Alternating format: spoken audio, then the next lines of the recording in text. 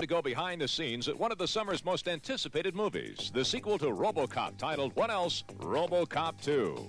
In this case, both Peter Weller and Nancy Allen are back, reprising their original roles as a cybernetic cop and the lady law enforcer who loves him. The first Robocop was directed by Paul Verhoeven, but he was busy doing Total Recall this summer. So the sequel is by the man who directed both The Empire Strikes Back and Never Say Never Again, Irvin Kershner. Robocop 2.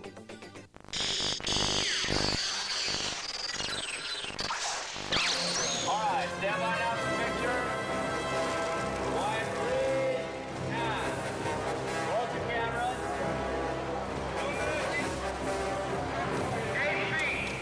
AB, come and mark. Action.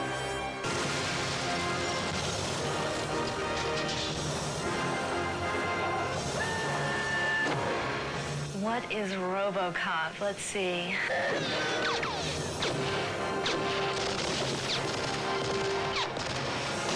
The future of law enforcement. We know he's probably one of the best men that we have. Here, Robocop is back in his new adventure, confronting his deadliest opponent yet. Peter Weller and Nancy Allen are real excited about Robocop 2. The action stuff is great. The fight sequences are wonderful. There's a wonderful new monster. In this story, Detroit is a city under siege, driven to the brink of destruction by an evil corporation. City Hall is the decaying symbol of mismanagement and corruption. OCP is Omni Consumer Products. It's a major corporation that is handling the reorganization of the city planning of Detroit. Detroit's police today returned to the picket line, demanding better terms from Omni Consumer Products, OCP. With the police on strike, the city is being taken over by a deadly new drug. Nuke. 6 out of every 10 people in Detroit are addicted to nuke, and it's had an enormous effect. It's the most addictive drug ever manufactured. There's only one man that can stop this drug epidemic, and that's a Robocop.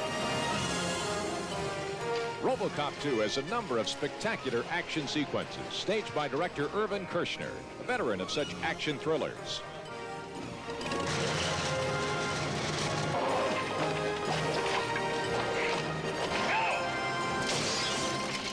That's it. Things happen, the unexpected happens, and it's all done through characterization, which I think is the key to making a film like this work. The most particular points of it that fascinated me is the character to play were Robo's reacquaintance with his family, because he's vulnerable, because he's really a human being. Don't you remember me? Alex, it doesn't matter what they've done to you. Touch me. He has difficult choices to make about what kind of a thing he is. Is he a machine? Is he a human being? Or is he something brand new? Action! For Peter Weller, the challenge came in creating a unique look for his Robocop character. It's a lot more than putting on a suit. The movement all started with a man named Moni Yakin, who's professor at Juilliard, and he orchestrated this movement, and more or less we came to what the movement of Robocop should be together. Once he puts that helmet on, you can't really see his eyes, and sometimes I can see an eyelash flutter or something like that. Then that voice comes out, you know? It's quite believable. It's very frustrating sometimes. I want to just, shake him and say, come out and talk to me, come out and play. Ready for duty, partner? You betcha. Let's go. Nothing I'd rather do. In his effort to clean up Detroit, Robocop comes face to face with OCP's deadliest new weapon, Robocop 2.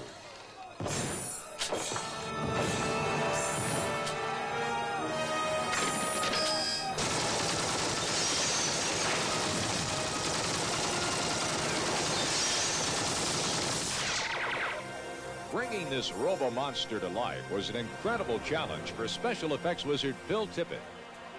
the characters being produced using stop-motion animation. One of the reasons stop-motion is employed is it will allow you to get a different configuration to the character that a human being could never, ever fit into or perform in. You can be superhuman.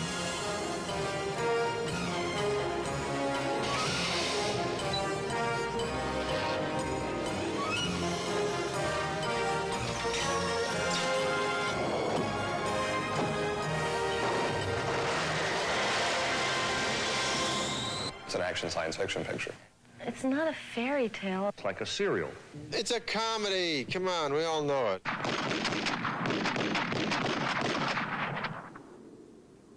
Thank you for not smoking. Combining satire, character, and action, Robocop 2 takes a unique look at the future of law enforcement.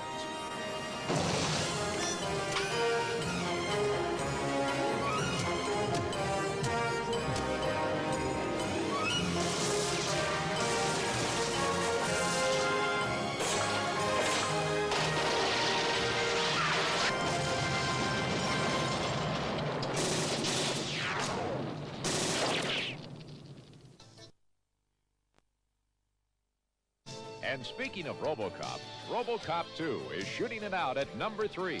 It employs the unique talents of Canadian cinematographer Mark Irwin, who's best known for his work on Scanners, Videodrome, The Dead Zone, and The Fly. At number 3, Robocop 2.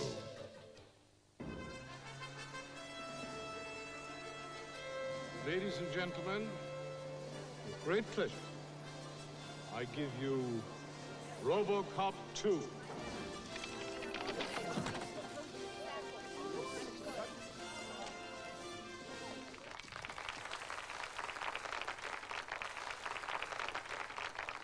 This single container holds enough nuke to addict a city block. 100 of these are produced every day and sent to sweatshops where urban slaves prepare this poison for our friends, our loved ones, our children. Robocop 2 will seek out every laboratory, every dealer, and rid our city of nuke. Things will be a lot quieter with this boy around.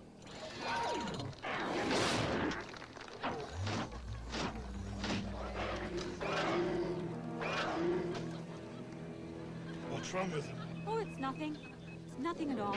Turn him off. I can't. Jane, let's step outside. You! Get out of here!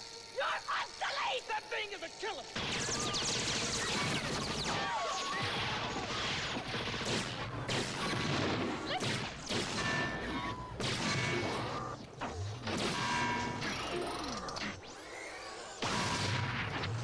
Behave yourselves! Of steel and the heart of gold in Robocop 2. This unit needs millions of dollars in parts. You see, Robocop's off warranty. He's one of mine. And I want him back on his feet. I believe that Murphy's case was unusual, but not unique. We can find someone else, someone to whom the prospect might even be desirable. And now, we need a law enforcement unit capable of meeting the enemy on his own ground. She's screaming psychotic, sir. Well, we aren't planning to build a toy. And carrying enough firepower to get the job done. I got good news for you. You're going to have a chance for immortality. With great pleasure, I give you Robocop 2.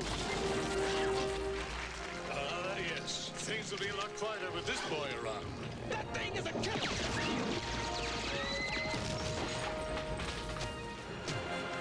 Jane! Let's step outside. The number 2 film in the whole wide world, Robocop 2.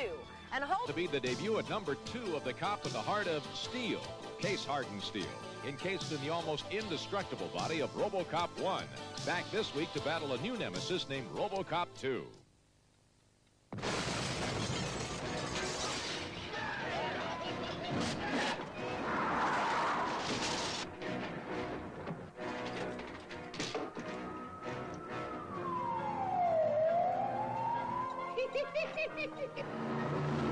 I don't believe this! What? It's a cop, man!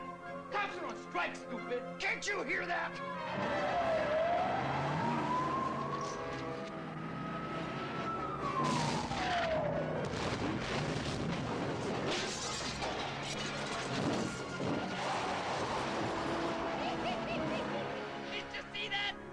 shoot him.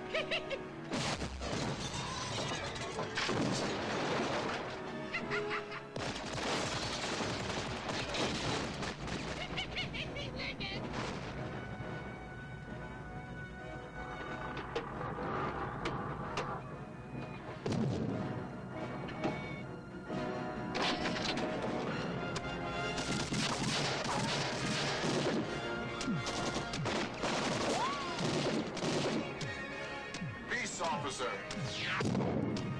Think it over, Creed.